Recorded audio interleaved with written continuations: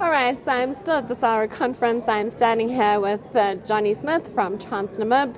And Johny, yesterday you were on the panel. You had some really fascinating things to say. Chief among them was your vision in terms of road and rail and how you've been engaging the ministry. Just contextualize that for me, please. So for Namibia, we are about 32 years independent. We've done well with roads.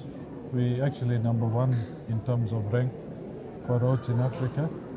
But 2 years ago, when I had the opportunity, I just sort of reflected between the investment of the two, road versus rail, and also ports, but to a large extent, because you have the deficit in terms of 90% of the goods are by road and 10% is by rail.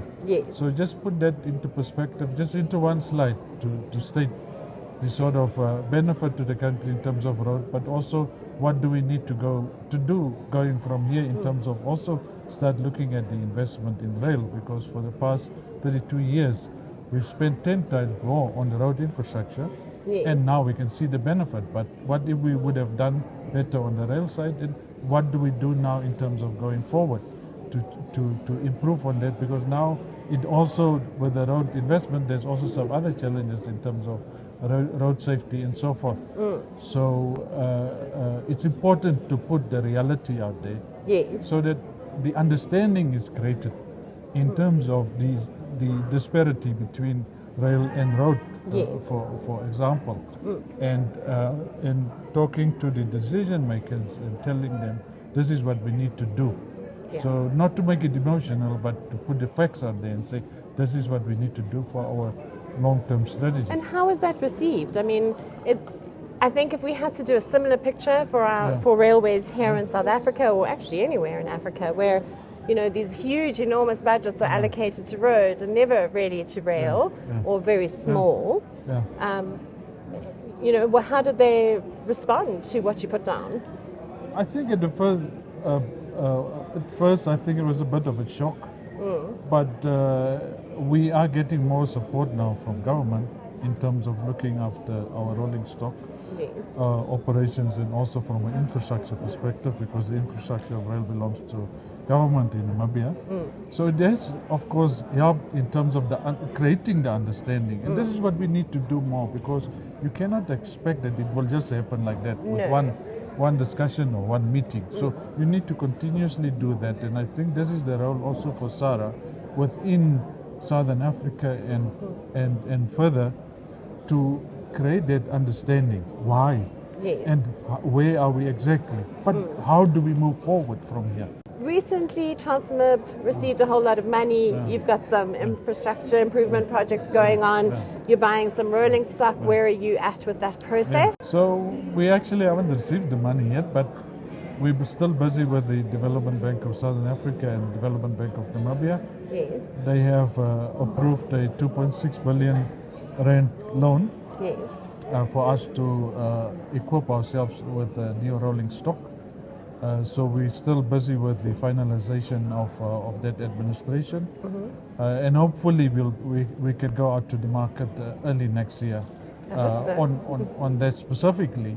But for now, for the interim plan, we have a plan to just to fix about for this financial, we have to fix about 10 of our old locomotives, so that it can help us in the interim while we put in the order and wait then, of course, for the new locomotives. Namibia connecting to the rest of the region, what are your new lines? What are your greenfield projects? Where are you with those?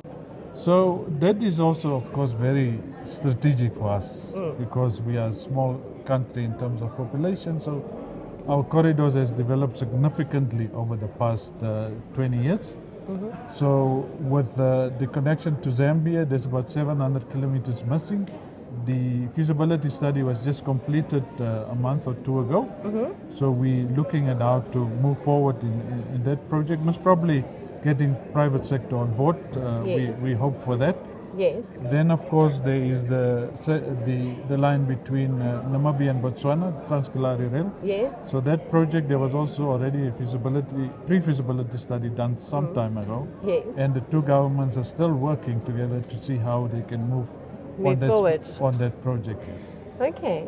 The new line Yeah. that you were just talking about with Yeah. the pre-feasibility Yeah. or the feasibility study Yes. that's been done, are you going to electrify it? Is it, what are the? Yeah. Are you going to put any fancy stuff in?